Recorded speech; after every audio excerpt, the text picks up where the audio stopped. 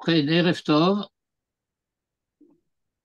nous sommes arrivés, sauf erreur de ma part, à la paracha de Chaye Sarah. Et je vais vous proposer peut-être quelque chose d'un peu aventureux. C'est d'explorer ensemble le deuxième paragraphe de l'enseignement de Rabbi Tzadok HaKohen de Lublin dans le Peri Tzadik sur le paracha. C'est un passage un peu dense, un peu difficile parfois, euh, mais je pense que ça vaut la peine de tenter l'aventure. Et donc, je vous invite à m'accompagner dans cette gageure. Je vais passer en mode de partage d'écran. Je vais passer en mode de partage d'écran.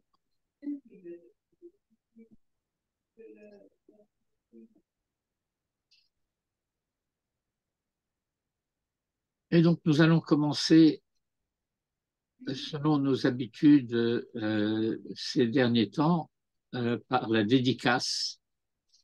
להצלחת כוחותינו ושמירת חיילינו, ולרפואתה השלמה והחלמתה המהירה של אשתי רעייתי חיה-רות בת דינה, ולרפואתם של כל הפצועים, ולהחזרת כל החטופים, ולעילוי נשמתם של כל הקדושים שנטבחו ושנפלו בידי המרצחים השם ייקום דמם, ושנפלו בקרב עם המרצחים הארורים, יימח שמם וזכרם. ספר פרי צדיק, פרשת חיי שרה, אות ב'.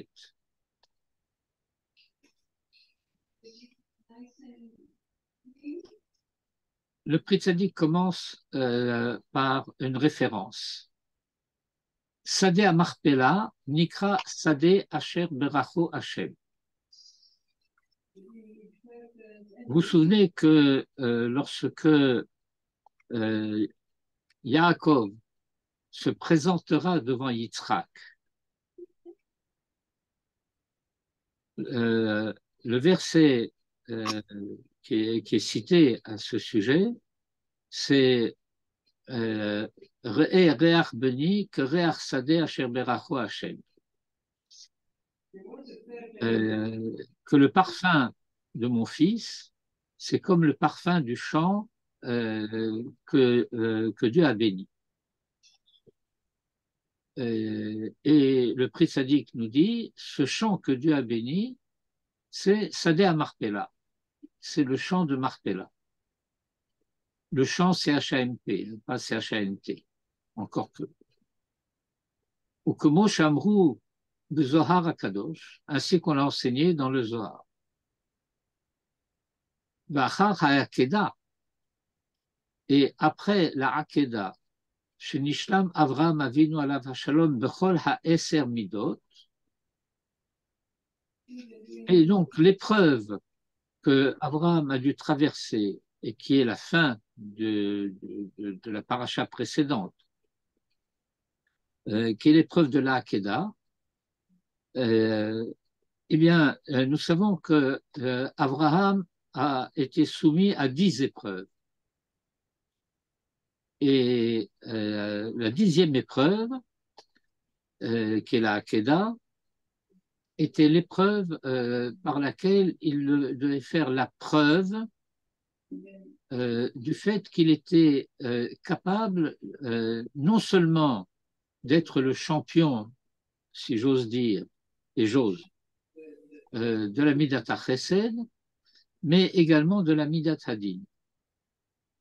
Et la Midat HaChesed et la Midat Hadin récapitulent en quelque sorte les 10 midot auxquels font référence les 10 sphirotes. Et donc, Nishlam Avraham Avinu alav hashalom bechol ha'eser midot.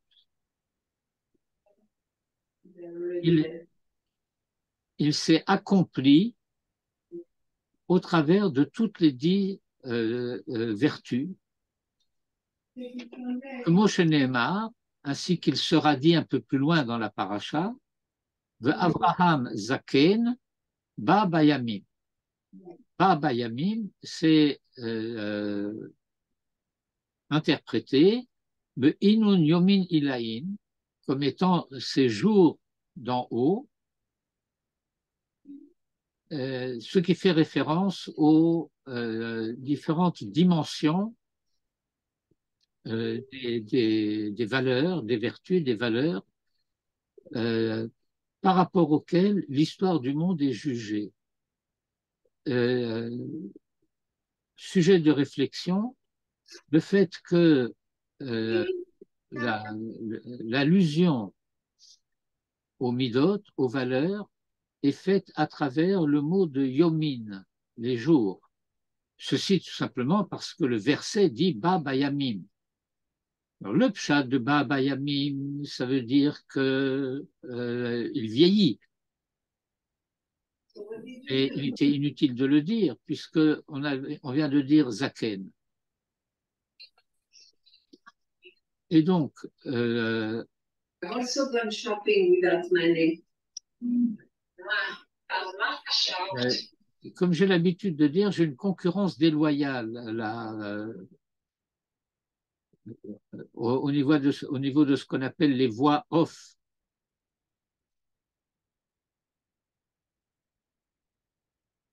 Et donc, ce Ba Bayamim, Be Inun Yomin Illa'in, que Moshe Amrou Bezohar HaKadosh, eh bien, cela fait référence au fait que ce progrès de Ba Bayamim, c'est un progrès qui se joue à travers l'histoire.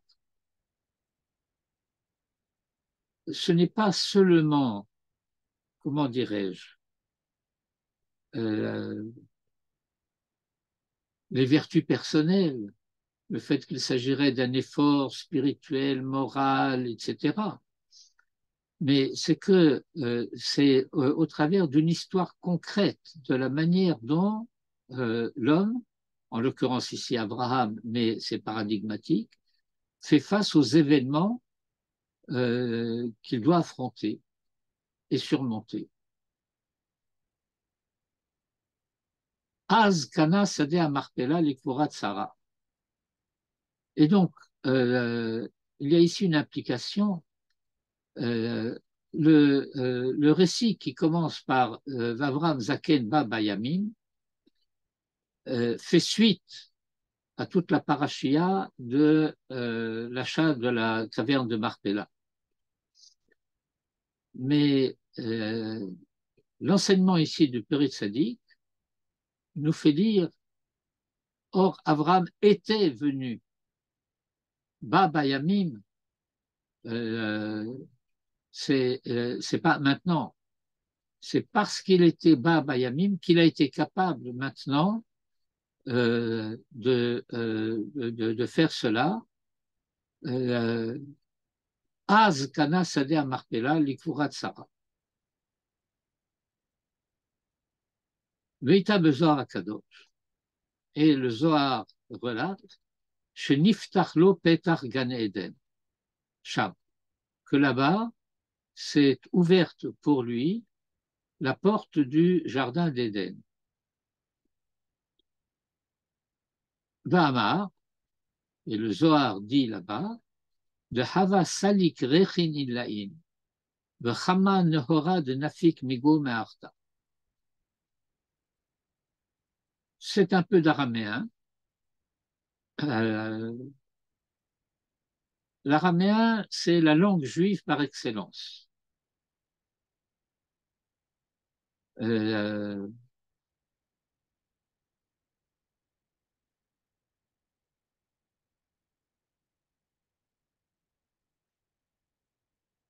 suis en train de me rappeler des choses.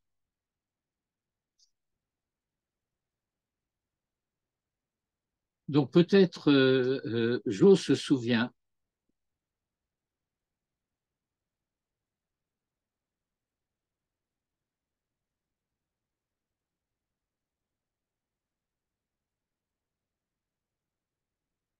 Il s'agit de l'un des derniers directeurs de l'école Gilbert Bloch à Orsay, au début des années 60. N'est-ce pas, Jo? Oui, mais à quoi tu penses? Je vais dire à quoi je pense, mais tu sais à qui je pense.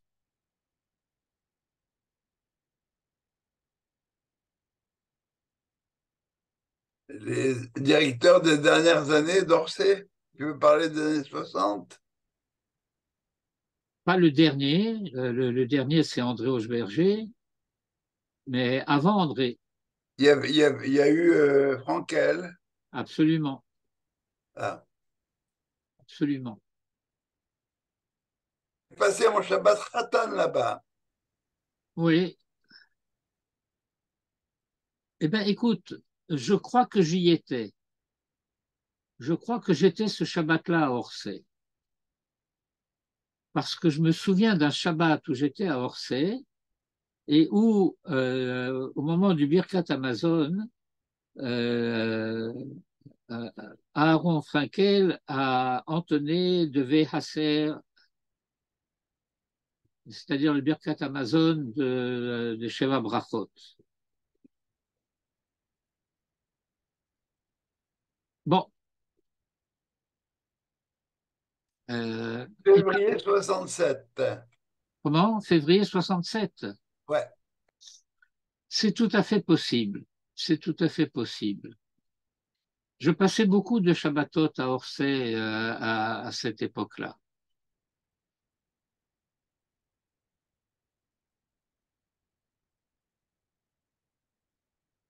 Alors, pourquoi j'ai invité Aaron Frankel?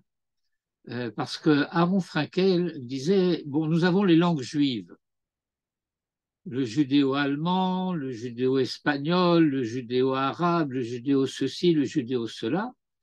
Eh bien, l'araméen, c'est le judéo-juif.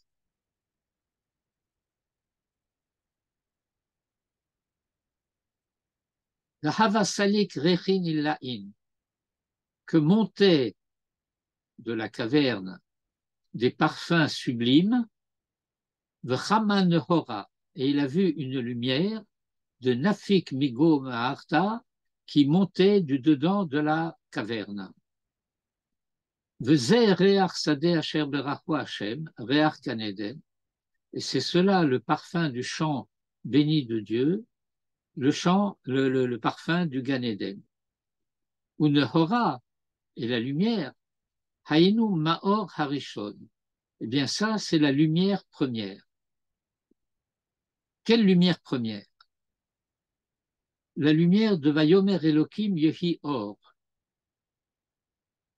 Dans le monde de la réalité, il ne subsiste que quelque chose de Vayehi Or. Et, et la lumière initiale, la lumière première, elle a été cachée, mise en réserve. Et voici qu'Abraham, lorsque il vient négocier pour enterrer Sarah l'achat du champ et de la caverne de Marpella, perçoit un écho. Pourquoi je dis un écho? Parce que le prix tzaddik a dit Maor et non pas seulement Or. Hayinu Maor Harishon.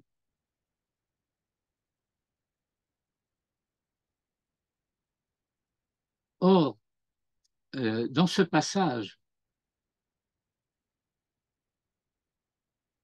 le commentaire de Rashi nous dit que 5 fois figure le mot or dans les versets au moment de Maaseh Bereshit. C'est à cela que fait allusion ici le Peri Tzadik. Vehei pamim ora shebe pasuk yehi or que neget chamisha chumshe Torah correspond au cinquième de la Torah, allusion au fait que c'est dans la Torah que la lumière initiale a été cachée. Comme Shamru Bereshit Rabba, ainsi que c'est enseigné dans le Midrash Bereshit Rabba, V'hainu or Torah shebeshte luchot, à savoir qu'il s'agit de la lumière de la Torah présente dans les deux tables. Les deux tables, j'ajouterai ici qu'il s'agit des deux premières tables. Pourquoi deux tables? Shehem Trehehin, qui sont en correspondance avec les deux lettres He du Shem Havaya, Yud Ke, Vav Ke. Les deux Hehin du Shem Havaya, qui correspondent à deux midot que j'appellerais kolelot, génériques, si l'on peut dire, qui sont Bina et Malchut. Ou comme Sheita Behagdamat Tikkunei Zohar, je pense que je n'ai pas vraiment besoin de traduire cela. Chamesh le go Chamesh, 5 par 5, Ilin He He, il s'agit des deux He, mais Ilin Itiahivan Eser Dibran de Oraita, et c'est d'elle que procèdent les 10 paroles de la Torah, Aseret Adibrot.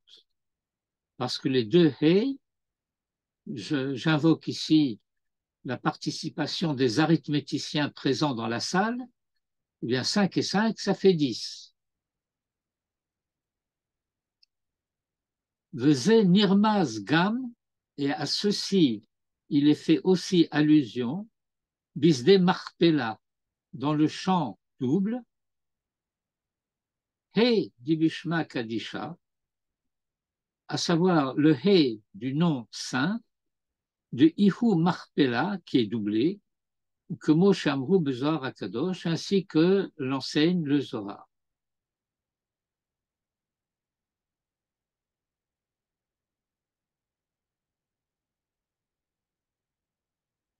Le passage qui suit est un peu, comment dirais-je, elliptique.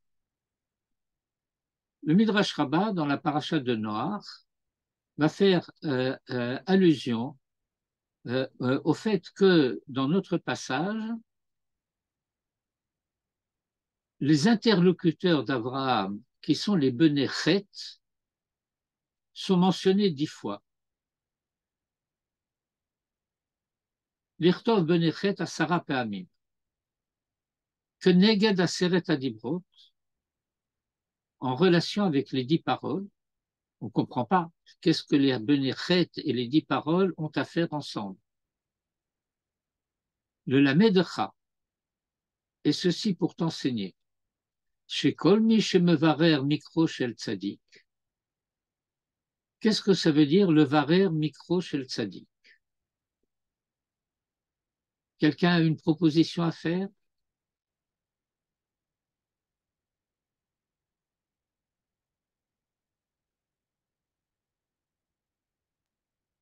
Qui explique qu'un tzaddik a pu apporter.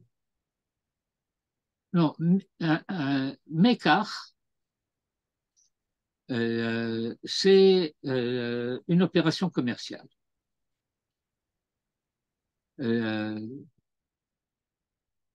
Voilà qu'un tzaddik a acquis un bien. Et voici que ce bien est ce qu'on appelle Moutal Besafek. Que l'appartenance de ce bien à ce tzaddik est contestée. Et puis voilà que vont venir des gens, ou que va venir quelqu'un qui va aider à prouver que le bien appartient au tzaddik en question. Ça s'appelle le varer mikro shel tzaddik. L'enseignement qui est donné ici,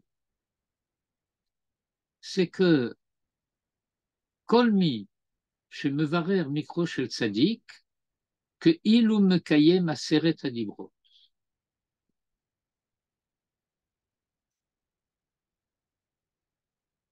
C'est un enseignement extrêmement important du Midrash. Parce que l'idée générale,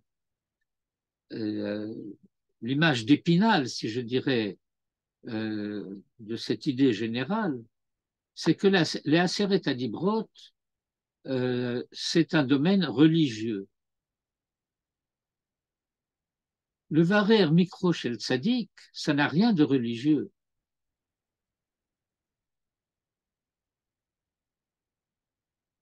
Mais de quoi s'agit-il concrètement dans cette histoire de le Varer Mikro Shel Tzadik?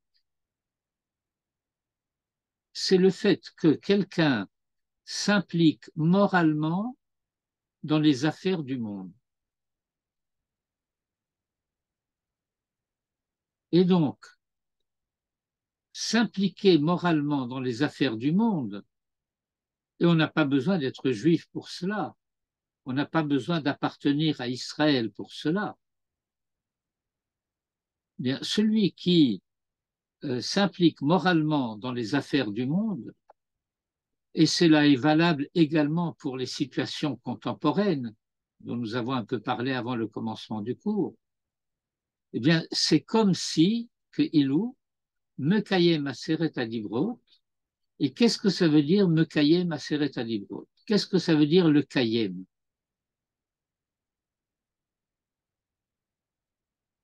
C'est assurer concrètement la présence des 10 paroles de la Torah dans le monde.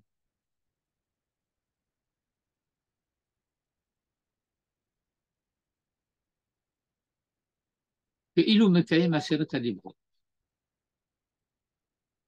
Et par conséquent, וצריך להבין מה טבעם של בני חטא לעשרת הדיברות, שיוזכרו 10 פעמים כנגדם. Il faut comprendre quelle est la nature des bnei chet en rapport avec les 10 paroles, de telle sorte qu'ils soient mentionnés 10 fois par rapport à ces 10 paroles. Alors la difficulté logique, en quelque sorte, qui apparaît ici, c'est que nous avions l'impression qu'il venait de le dire. Les bnei chet en question, eh bien, Abraham va leur demander d'intervenir, d'intercéder en sa faveur auprès de celui qui est le propriétaire du champ et de la caverne et qui s'appelle Ephron ben Sohar. Et donc, le prix Sadiq vient de dire, eh bien, c'est le fait que ils ont été écrits 10 fois en rapport avec la Aseret Adibrot, parce que quiconque aide un tzaddik à récupérer le bien qui lui revient, Mevarer Mikro Shel Tzadik, Keilu Kayem Mekayem Aseret Adibrot. Et donc, pourquoi reposer maintenant la question Vetzarech le Havin Mativam Shel Benechet, le Aseret Adibrot Sheyuskoru Eser Pamim Konegdam.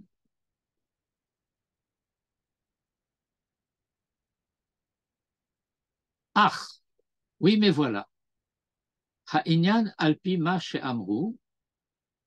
Il faut comprendre cette thématique d'après l'enseignement du Talmud, que chez Amarlo Akadosh Baruch Hu le Yecheskel,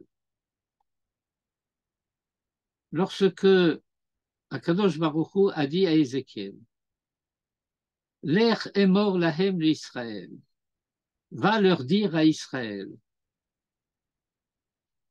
Avicha ha'emori ve'imech ha'chitit. Pourquoi Tchit?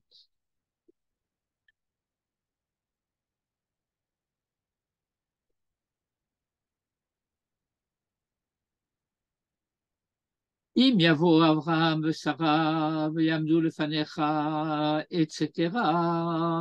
Et je demande pardon parce que j'aurais dû remplir ce etc.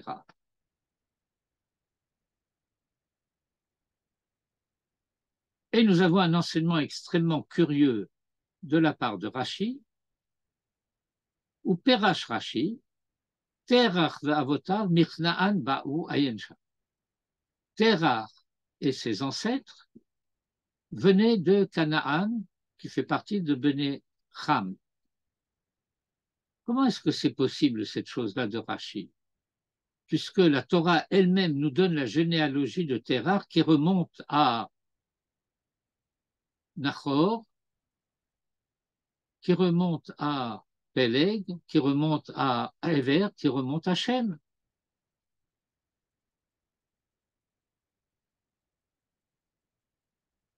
Veyesh lehavin. Or, il faut comprendre, de Ha-Terach mibnei Shem, puisque Terach, il n'est pas de Canaan, puisqu'il descend de Shem, qui me forage Torah, comme c'est explicitement donné dans la Torah. Ou Mehem Yatsu Avraham et Sarah. Et c'est de là que sont issus Avraham et Sarah.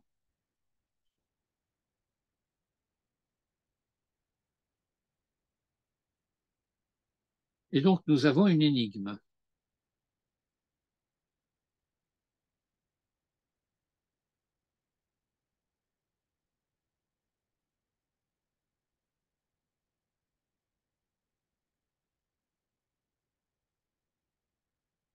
Bien, je me sens un peu moins seul d'un seul coup parce que Joe était parti et puis David est encore parti. Alors, voilà de retour.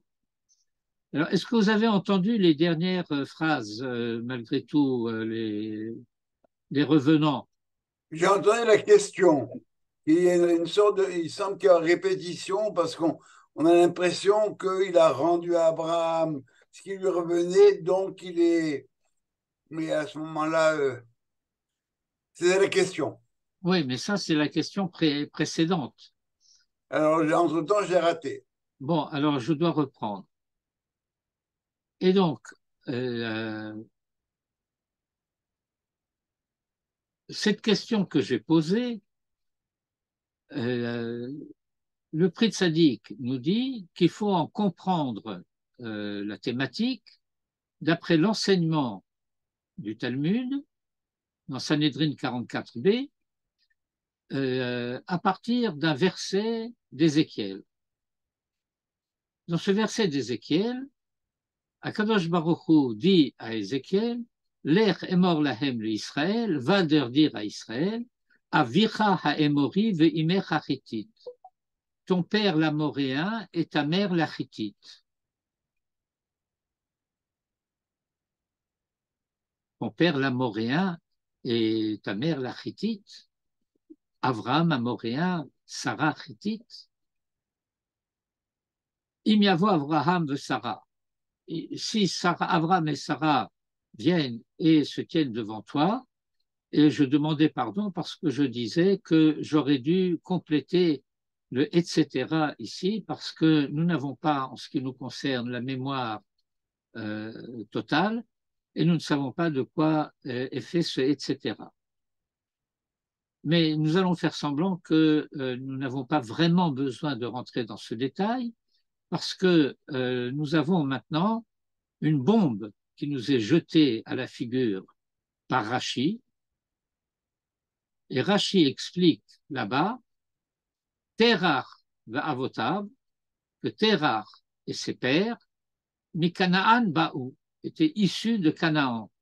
Et Canaan est issu de Ham. V'yesh lehavin. Et il faut comprendre, de Haterach mibne Shem, puisque Terach, il fait partie des fils de Shem, qui me forage la Torah, comme c'est explicitement indiqué dans la Torah. Et c'est de cette lignée de Shem par Ever, Nachor, enfin Shem, Peleg, Nachor, Terach, que sont issus Avraham et Sarah. Et donc, nous avons une énigme. Qu'est-ce que c'est que ce verset d'Ézéchiel? Ah, or donc, Hu alpima shekatav Rabbeinu, ça marche, si j'ose dire, sous-entendu. Selon ce qu'a écrit notre maître, Zecher Tzadik Livracha Lechaye Haolam Haba, et de qui s'agit-il? Il s'agit du José de Lublin, le Sefer d'Ivrei Emet. Rabbi Yaakov Yitzhak de Lublin, qu'on appelle le José, le voyant de Lublin. Et qu'est-ce qu'il a écrit? Il a écrit de Sheva Umot que les 7 peuples de Canaan, que Neged Sheva Klipot, correspondent à 7 Klipot.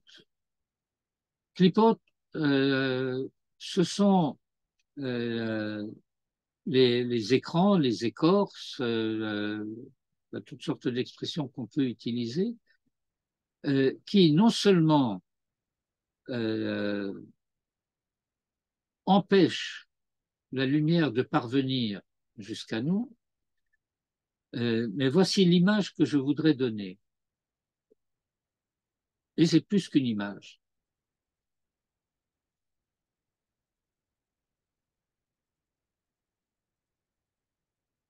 Les écorces sont supposées protéger le fruit pendant qu'il mûrit.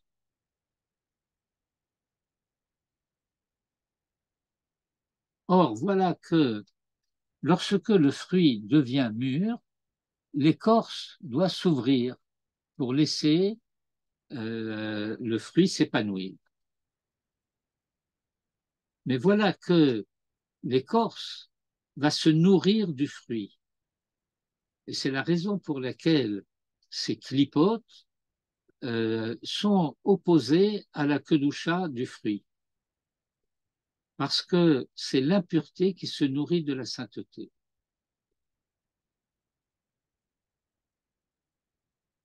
Les Sheva Klipot, les 7 anti... Dans l'image que tu donnes, en termes de fruits, est-ce qu'on connaît des fruits comme ça, réellement? Où l'écorce se nourrit du fruit? Écoute, est-ce qu'il ne t'est jamais arrivé d'ouvrir une noix et de trouver que le fruit à l'intérieur de la noix était plutôt rabougri? Oui, effectivement. Bon, c'est l'image. Et donc, ces 7 clipotes correspondent aux 7 midot à tartonotes. Les 7 midot à tartonotes, qui sont les 7 valeurs correspondant aux 6 jours de Maaseh Bereshit et du Shabbat.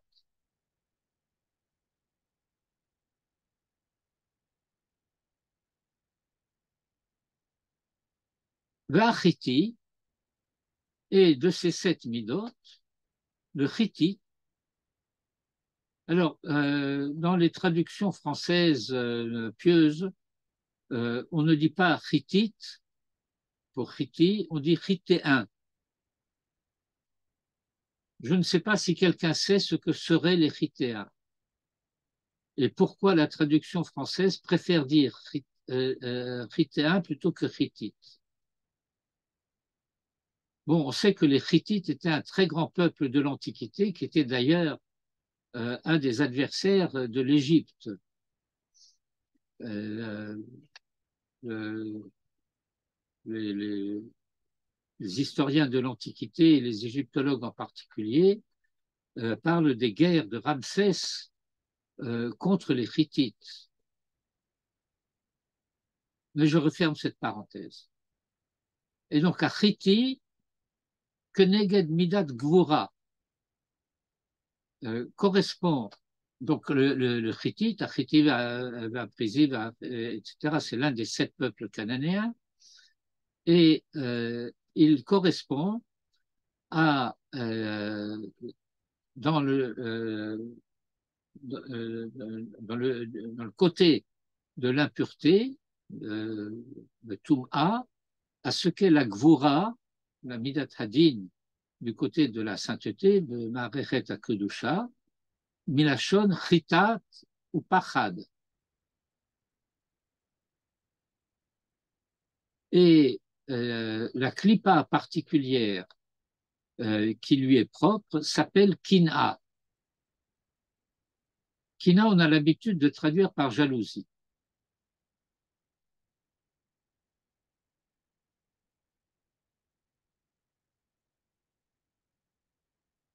Va'amar avicha ha'emori, et le texte dit ton père l'amoréen, que Neged Avraham, en rapport avec Abraham Avinu, alav shalom, shehotzi ha'kedusha va'achayut mehem, qui a extrait, qui a libéré, en quelque sorte, ha'kedusha va'achayut, la sainteté et la vitalité, qui étaient prisonnières des Amoréens. De Sichon ve'og malché ha'emori, et ce qui correspond à deux rois des Amoréens qui s'appellent Sichon et Og. Et le texte de la Torah dira à leur sujet que Dieu s'adresse à Moïse et leur dit « Ne les crains pas ». Alors le court-circuit ici, « Ne les crains pas », ça fait référence aux Hittites dont la Mida et la Gvura, correspondant à Midat HaGvura dans la Kedusha, à la Klipa qui est la Kin'a. Ou besoin à Kadosh. Oto bitre vavin. Son signe, sa lettre, c'est deux vav. Ot mamash. Le signe ou la lettre vraiment. Da og. Il s'agit de og, de Itdabeg Abraham, qui s'est attaché mais opposé à Abraham, ou mais Anshe Bete et des hommes de sa maison, Hava, il faisait partie des gens de sa maison, Vachad Idgazar Abraham. Et lorsque Abraham s'est circoncis, alors Og s'est opposé et il a voulu imiter Abraham et il s'est circoncis aussi. Une manière de dire, mais il aurait vraiment fallu que je complète tous ces textes pour qu'on puisse les lire en entier.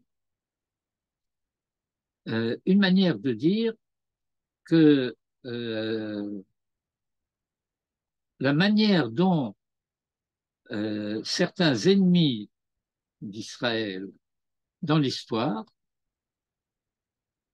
vont chercher à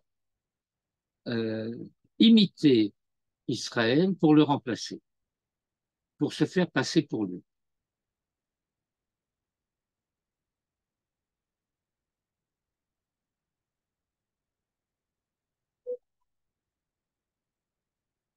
Ve'imer Hachitit,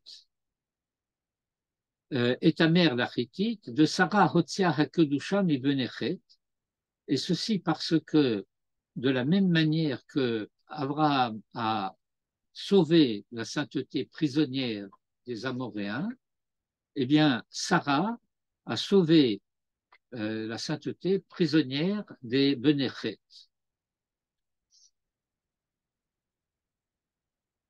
De Sarah Haïta Midat Hayir'a, de Chen Nichtava, Kiyar'a. Alors ici, nous apprenons un thème qui est important, c'est que de la même manière que la Mida d'Abraham, c'était la Mida HaChesed, la Mida de Sarah était la Mida Hadin. C'est d'ailleurs la raison pour laquelle, à la génération suivante, Yitzhak, dont la Mida est la Mida Tadin, il devait avoir une épouse, Rivka, dont la Mida était Mida Chesed. De telle sorte que dans le couple se réalise l'unité des Midot. Que dans l'unité du couple se concrétise l'unité des Midot.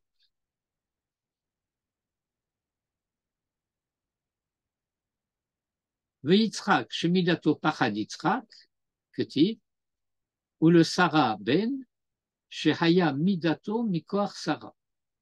Et donc, au sujet de Yitzhak, dont la Mida est la Mida de Midat Pachad, Midat Hadin, eh bien, il est écrit à propos de Yitzhak, dans l'annonce faite à Sarah, dans la paracha de Vayera, je reviendrai vers toi à cette époque l'année prochaine, où le Sarah ben, et on ne dit pas et tu auras un fils, et on dit et Sarah aura un fils. Pourquoi? Et pour Sarah, un fils, parce que on fait allusion au fait que la mida de ce fils sera la mida de Sarah. Shehaya midato mikoach Sarah.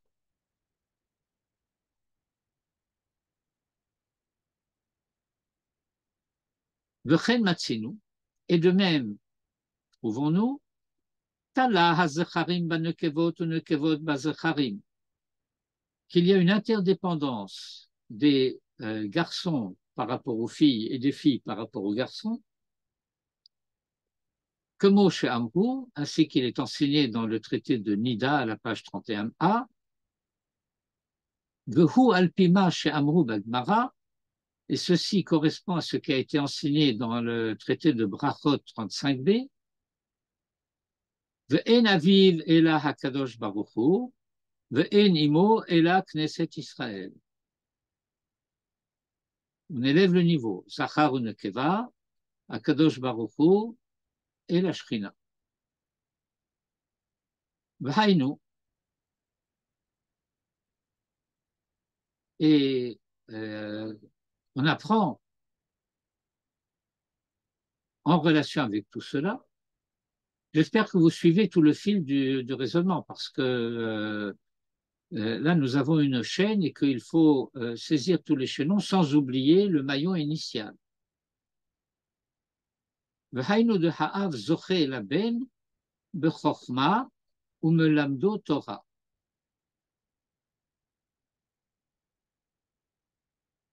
Et donc,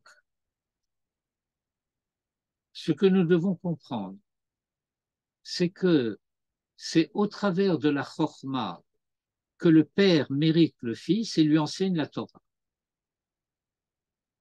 V'hainu de ha'av zoché la ben mérite le fils, bechokma, la sagesse. Ça veut dire que par le fait que le père enseigne la Torah à son fils, il lui fait obtenir au fils la sagesse. Or, Kutsha Berichu Torah écrit. Nous avons des enseignements dans le Zohar qui nous disent que l'un des noms d'Akadosh Baruch Hu, c'est Torah. V'ha'em machneset belev haben ha'yira. Or, le père enseigne la Torah. Mais l'enseignement de la Torah, c'est, si j'ose dire, extérieur, parce que ça passe par l'intellect. Alors que la mère éduque l'enfant. Et l'éducation, c'est l'enseignement de la yira. Ha'em machneset belev haben ha'yira. La mère met la yira au cœur du fils. Qu'est-ce que ça veut dire mettre la yira au cœur du fils?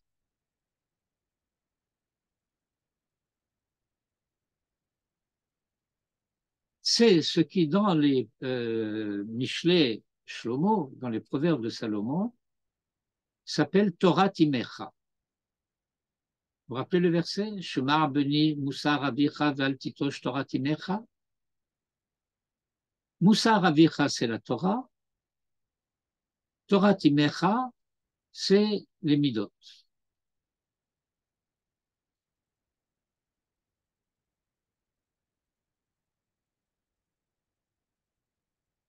Et ça fait référence à ce très beau chapitre de Eshet Raïl que nous disons le vendredi soir. Le vendredi soir correspond à la Mida de Yitzhak, qui est la Mida Tadin, et ce chapitre se termine par Isha Yirat Hashem Hitit Halal.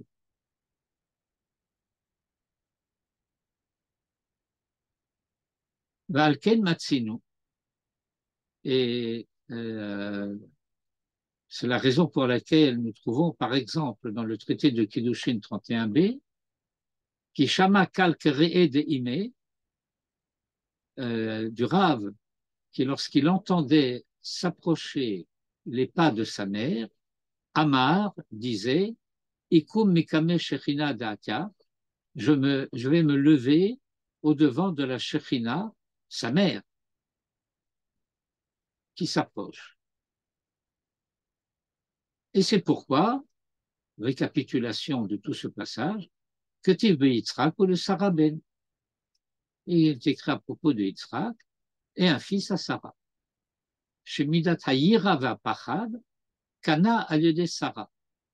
Parce que Isaac, par l'éducation qu'il a reçue de sa mère Sarah, a acquis cette Mida, qui est la Midat Hadin, Midat Hayira Va'Pachad.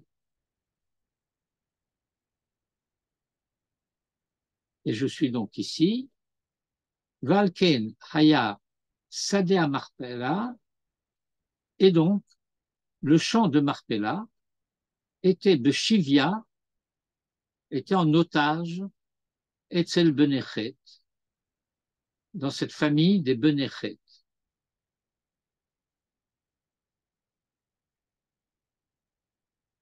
V'achar shenishlam Avraham Avinu alav shalom bechol ha'eser midot. Ce point-là est incongru, ça devrait être une virgule. V'achar shenishlam Avraham Avinu alav shalom bechol ha'eser midot. Et lorsque, ayant passé l'épreuve de la Kedat Yitzhak, Avraham s'est trouvé intègre, entier, parfait, mais nous n'aimons pas le mot parfait. Nous n'aimons pas le mot parfait parce que le mot parfait fait référence au passé.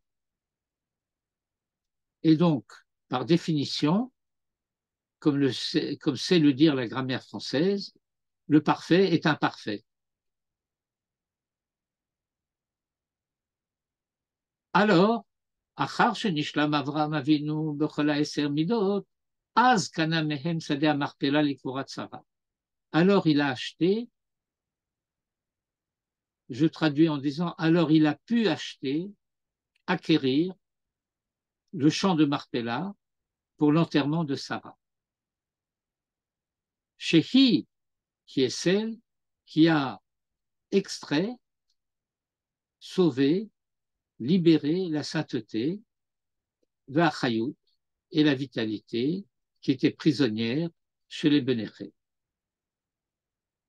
Vezeh she'amar, et c'est à cela que fait référence le verset, Imer Achitit, ta mère la Achitit.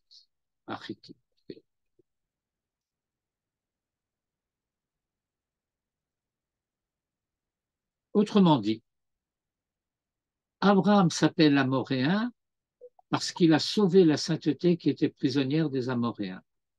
Sarah s'appelle Hittite parce qu'elle a sauvé la sainteté prisonnière des Hittites.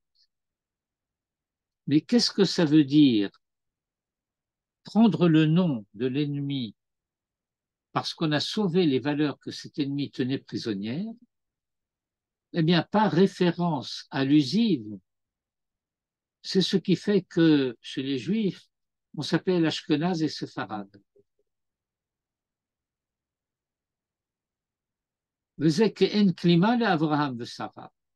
Et ça semble être quelque chose de honteux pour Abraham et Sarah.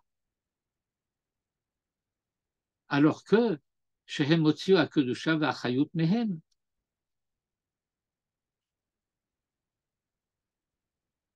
Uvehemet, et en vérité, Hem, eux, Abraham et Sarah, Shoresh Umerkava Lamidot HaKedoshim, sont à la fois la racine, Shoresh, la Merkava et le véhicule des vertus de sainteté, des saintes vertus.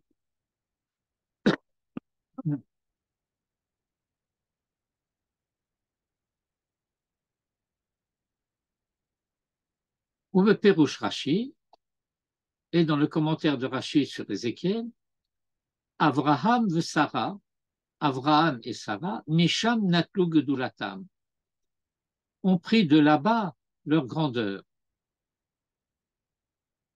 Uvnechet,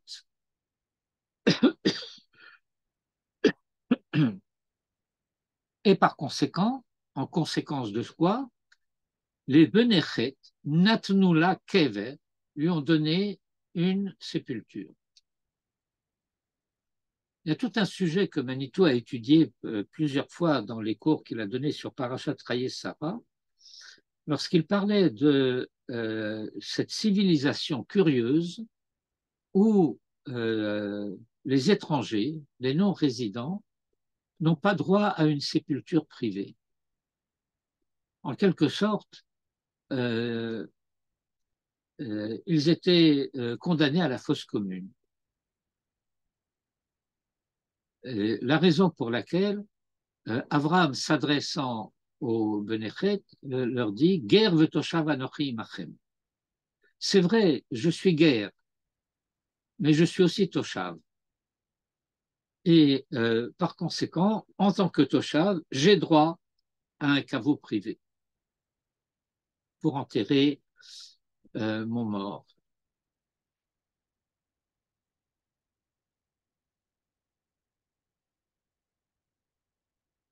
Bezé, shehus karkan benechet eser pami. Et c'est cela, c'est la raison pour laquelle les benechet sont mentionnés ici 10 fois.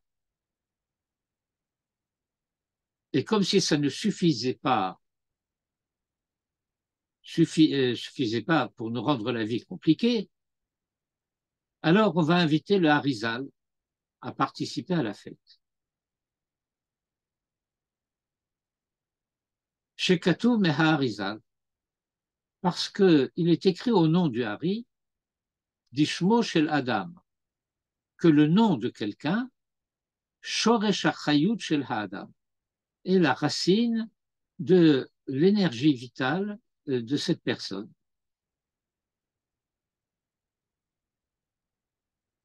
Et que c'est la raison pour laquelle, Velachen, que chez Korim Ish Bishmo, lorsqu'on appelle quelqu'un par son nom, Nior Mishenato, il se réveille de son sommeil. Vechen Matzinu Bezohar HaKadosh, Parasha. Et de même trouvons-nous dans le Zohar sur cette paracha, Betriat Ametim.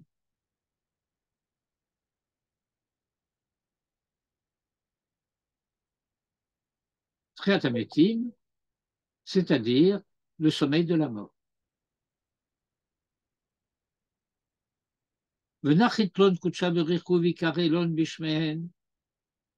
Et vient Akadosh Baruch Hu et les appelle par leur nom, que de cas de Atama, comme lorsque tu dis, le Chulam Beshem Mikra, tous ils les appellent par leur nom. V'hainu, à savoir, de Hashem, que le nom que chacun de nous porte, Chayut Shel Ha'adam, c'est le secret de l'énergie vitale de cette personne. Qu'est-ce que ça veut dire Chayut Shel Ha'adam? Bien, étant donné que le nom représente en quelque sorte le projet d'identité que chacun a à réaliser. l'épreuve de vie que chacun doit réussir. Donc le nom, en quelque sorte, est le secret de la vie réussie. Comment dire, il porte bien son nom. Ça veut dire que dans le concret de l'existence, le nom se réalise.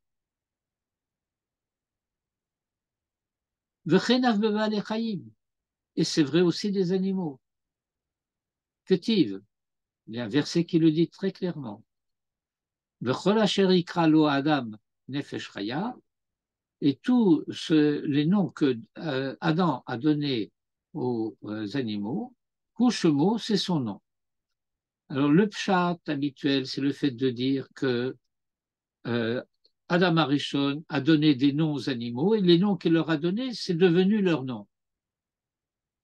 Mais ça, c'est un faux pshat. Le vrai pshat, c'est qu'Adam Arishon a été capable de diagnostiquer l'identité de nature de chaque être et de le nommer de cette identité. Le nom qu'il a donné, c'est vraiment son nom. Shashem Shesh L'Chol Baal Chaim, à savoir que le nom que porte chaque être vivant, Bilshon HaKodesh, dans la Shon HaKodesh, entre parenthèses, Shehaolam Bilshon HaKodesh Nivra, parce que le monde a été créé de la Shon HaKodesh, comme Moshe Amrou,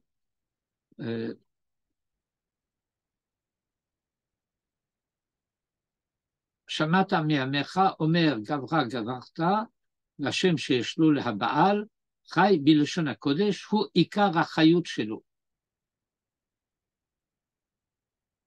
C'est ce qui fait la caractéristique de l'énergie vitale de l'espèce. V'chen bivnechet, et de même chez les benechet. Ikar hachayut shelahem, et l'essentiel de ce qui fait leur énergie vitale, c'est-à-dire leur identité de civilisation,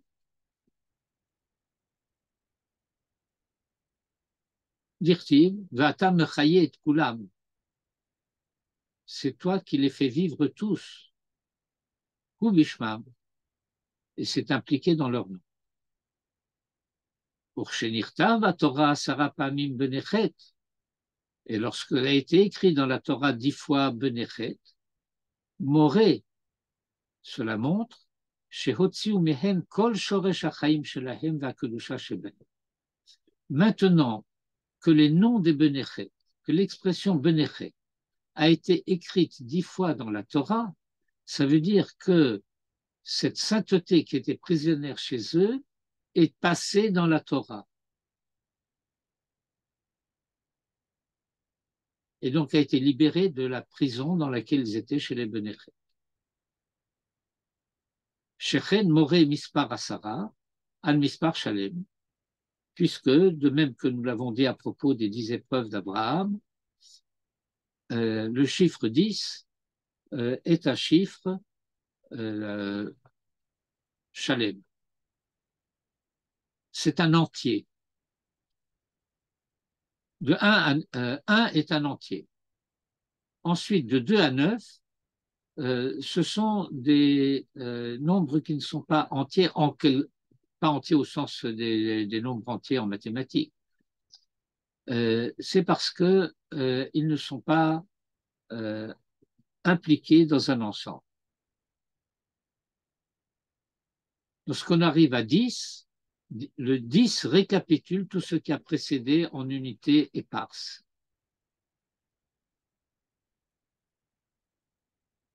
Et c'est ce qu'ils ont dit en relation avec les 10 paroles, que Moshe Amrou, Asara Ani Yodea, Asara Dibraya. Dans la Haggadah de Pessah, le fameux poème liturgique, Asara Ani Yodea, Asara Dibraya. 10, je sais, 10 paroles. Vahainu. à savoir, chez Bechol Makom Shniskar Mispar Asara, partout où le chiffre 10, ou le nombre 10 est mentionné, me ramèze que Neged Aseret Adibrot, cela fait allusion aux 10 paroles. V'chen matzinu Asara le Maaseh le Reshit, Asara le Matan Torah. Et ainsi trouvons-nous qu'il y a 10 dimensions à l'œuvre du commencement et 10 pour le don de la Torah. Puisque, aussi bien, nous avons Asara Mahamarot, les 10 paroles créatrices de Maaseh Bereshit, que Neged Eser Sirot, Vainu Mispar Shalem. Pour Shemazkir, Shemotam Eser Pamim, et lorsqu'il mentionne 10 fois leur nom, More Shehotziu Mehem Achayut Vakedusha Mikol Vakol, eh bien cela indique que la sainteté et la vitalité a été extraite, ôtée d'eux totalement. Elle est totalement passée dans la Torah. Vahainu, et on revient au début, Marpella, le doublement He, de la lettre He, d'Ishma Kadisha, du saint nom, du tétragramme, Yud-Ke, Vav-Ke, Deihu Marpella, qui est le redoublement. Et pourquoi le redoublement du He précisément? Parce que cette lettre He du nom, le premier He et le deuxième He, sont un indice de la Mida de la Yira. Shehi Midat HaYira. Or ici, il va y avoir comme une espèce de court-circuit que le Rav va faire. Sadeh Asher Beracho Hashem. Sadeh Asher Beracho Hashem, le chant que Dieu a béni, nous aurions tendance à le relier à la Midat HaChesed. Et voilà que tu me dis que ça fait référence à la Yira.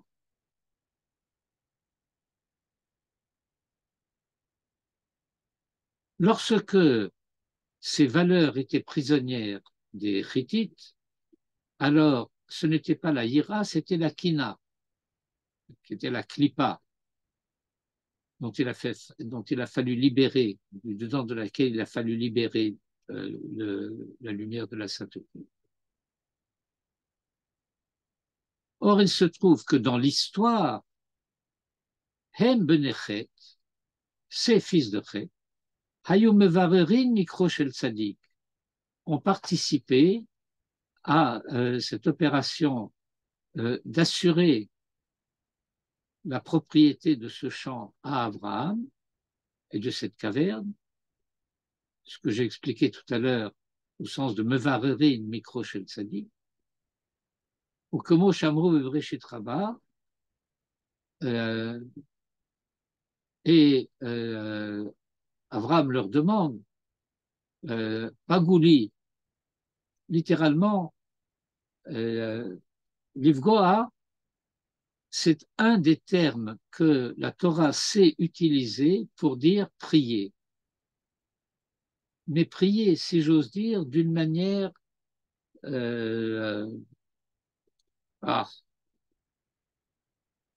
Péremptoire. non, j'aurais pas dit péremptoire. C'est Exigence.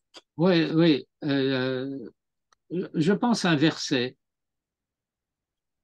qui est dans l'histoire de Jacob lorsqu'il part de Beersheba. Il dit Vaïfga bamakom vaïalen sham qui va Hashem.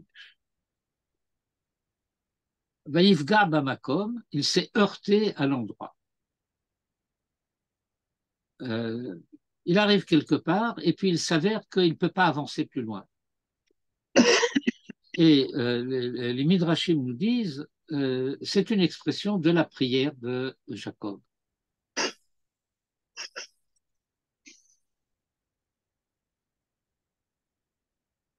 Et le Midrash, Pegaouni Serasuni, intervenez en ma faveur. Ou que chez Hotsi Sada Marpella Miyadam, et lorsque il a finalement réussi à prendre de leurs mains le champ de Marpella et la caverne, etc., Ketiv, il est écrit Vayakom Hasadeh Vahamahara Asherbo. Qu'est-ce que ça veut dire Vayakom? Techniquement, cela désigne le changement de propriété. Que dorénavant, ce sadé, ce champ et cette caverne appartiennent de manière absolue à Avra.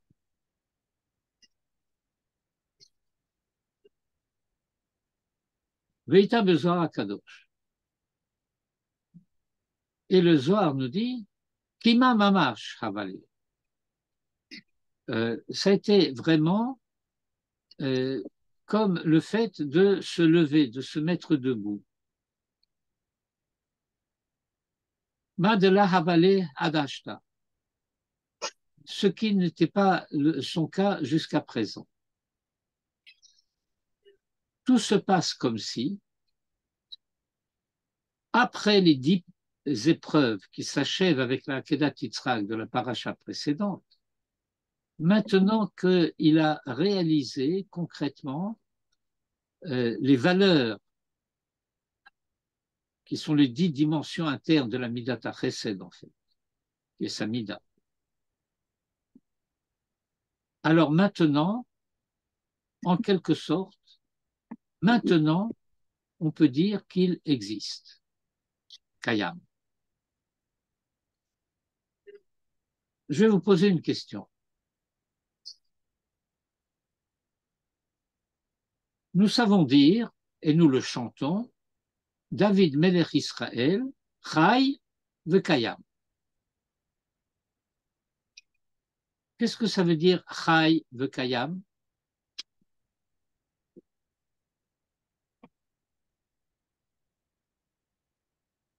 Que si on traduisait, on dirait non seulement il vit, mais en plus il existe.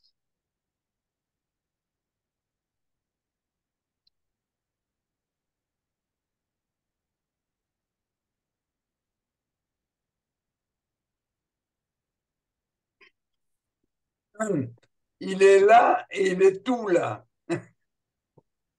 Dans Cam, il y a une notion de stabilité. Oui, mais je préfère un petit peu, comment dirais-je, ce que fait allusion, ce que Jo a dit, c'est le fait qu'il s'agit d'une présence réelle. Il ne s'agit pas simplement d'une idée abstraite, il s'agit de quelque chose de concret et de réel.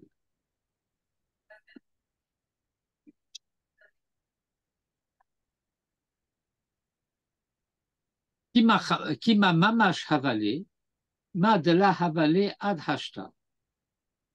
V'chenita bebreshit rabba. Et de même, dans le Midrash Breshit Rabba, Vayakom, comme il se dirait, il s'est levé. De Havan Nefila, V'kimat Aensham. Comme si il y avait eu précédemment comme une chute, et on se relève. Et à son habitude, le Pri Tzadik va terminer ce paragraphe avec une référence au Shabbat. Le Shabbat,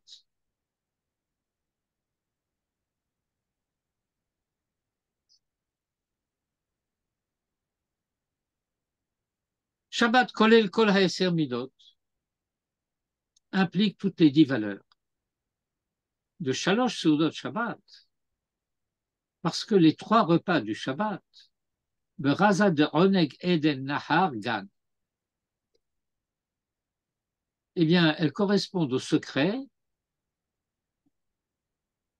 de Oneg, Eden, Nahar, Gan.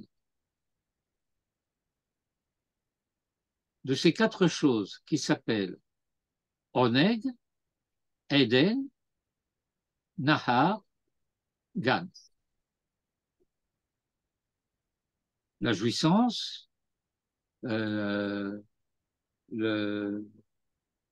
Eden, le nom m'échappe, Délice. le délice, oui, Nahar, qui est un terme qui en araméen désigne la lumière, Gan, le jardin. Comme Amrou, comme on a enseigné dans le Zohar, Eden, Kolel, Kol HaShalosh Rishonot, כמו שאמרו בתיקונים, דלית Eden et la Keter Elion, que le terme de Eden implique trois dimensions des trois premières sphirotes. Ou le Zohar HaKadosh dit Man Eden, qu'est-ce que c'est Eden? Chochma Illa, la sagesse suprême.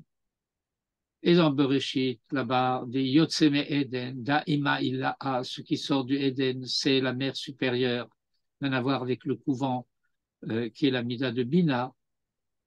Et le Raya Mehemna, c'est un des ouvrages qui composent le Zohar, le berger fidèle. Shechinta it Kariat Shabbat, la Shrina est appelée Shabbat, Misitra ditlat Dargin, du côté de trois dimensions, de la lettre Shin qui a trois branches, et qui a donc trois couronnes, Tlat Kitrin, Keter Chochma Ubina, Ve'ihi Bat Revi'aya Alon, et elle, le Shabbat, est la quatrième qui complète la trilogie. Venachar Amudadem Tsaïta. L'Anan, c'est le tronc central, Kolel Kol Kedushat Ha'avot, qui comprend la sainteté des trois patriarches, comme Oshamru Bezoar HaKadosh Parashazo, mais Avhanillahin, Raza de Vav, Ayen Sham, que des pères supérieurs, Avraham, Yitzhak, Yaakov, qui correspondent aux trois midot de Chesed, Gvura, Tiferet, Vehainu, c'est-à-dire Yaakov, Klalad Avhan, qu'en fait il s'agit de Jacob qui rassemble, qui implique les trois patriarches, puisque Yaakov, c'est Ben Yitzhak, Ben Avraham, et que se retrouvent dans l'identité de Yaakov les pères qui l'ont engendré et précédé et qui le récapitulent. Shabbat, Shin, Raza Ditlat Avhan, de Mitardan, Bevat Yechida, c'est le mystère ou le secret des trois pères qui s'unifient dans la quatrième dimension, Vehihi Mitatat Vehu, et elle, cette quatrième dimension qui est la Malchut, se couronne de deux, c'est-à-dire des patriarches. Vehu Kolel Kol Havav Midot, et cela réunit toutes les 6 midot des 6 jours de l'œuvre. Comme Shamarnu Bema Shamru Kerivu Shushvenin, et ça c'est un des psaumes,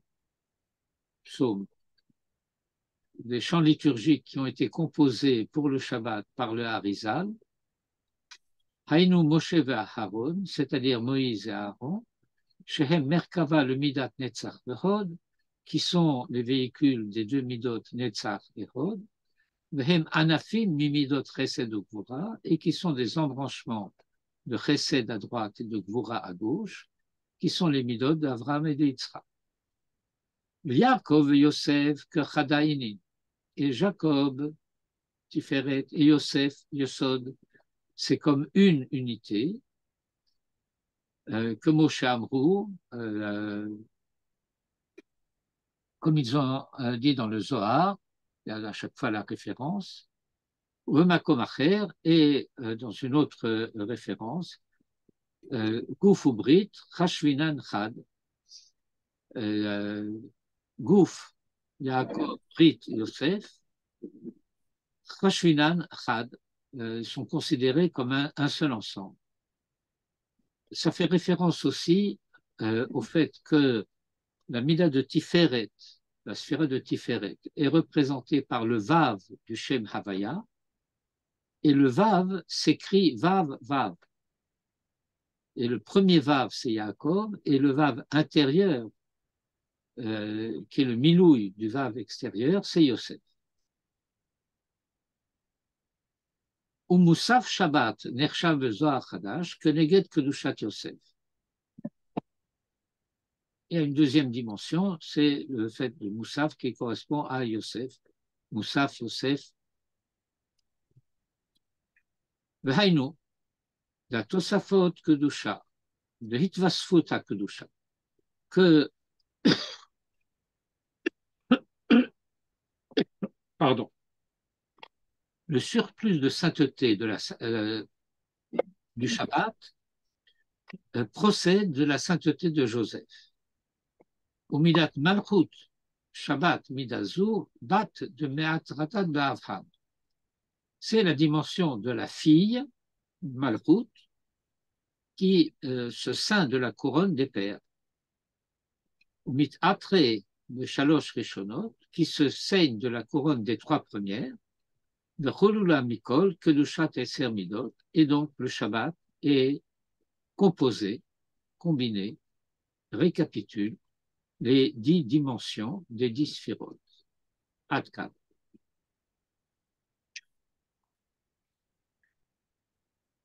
Je ne vous demande pas si vous avez des questions, ce serait dangereux.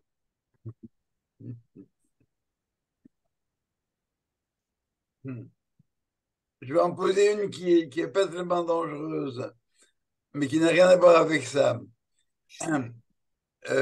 Comment se fait-il que dans la belacha qu'on fait pour Tsahal, on n'inclut pas les tunnels, Bayabasha, Ba'aviv, Bayam? Excuse-moi, le minhag habituel en Eretz Israël, c'est d'ajouter ou bechol makom shehem. Oui, mais bechol makom, ça pourrait faire penser à n'importe quel endroit géographique, que ce soit au nord, au sud ou à l'est. Oui, mais étant donné qu'on a déjà dit Bayabasha, Ba'avir ou Vayam, à quoi peut faire référence à makom? Le Yabasha, elle comprend aussi déjà les 4 points cardinaux. Non, comme dans qu'est-ce que ça coûterait d'ajouter Neharot? Ah, ben c'est le fait. C'est implicite. C'est le fait que ça fait très longtemps maintenant et on n'a pas attendu les minharot pour dire Bayavasha, Bavir ou Vayam ou Verol Makom Shehem. Oui, non, mais à l'époque, on ne connaissait pas le danger des tunnels. Maintenant, on le connaît. Oui, c'est là-bas que ça se passe, en fait. Mais par conséquent, ça veut dire que dans cette bracha, on a pris les devants. Magdim refoua la Maka. Oui. Il y a combien de personnes qui avaient la kavana des tunnels à l'époque? Bechol Makom Shem. Ah non, bon, mais c'est une question comme ça, quoi. Oui. On peut mettre la kavana là-dedans, tu as raison. Bien sûr, bien sûr, bien sûr. Tu n'as pas entendu, pardon. Bien sûr, bien sûr. Il a dit bien sûr, je crois. Bien sûr.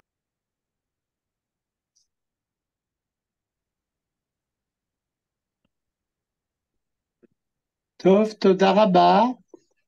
Toda Rabba, Shabbat Shalom, Erev Tov, Shavua Tov. Bonne santé à tout le monde. Amen. Amen.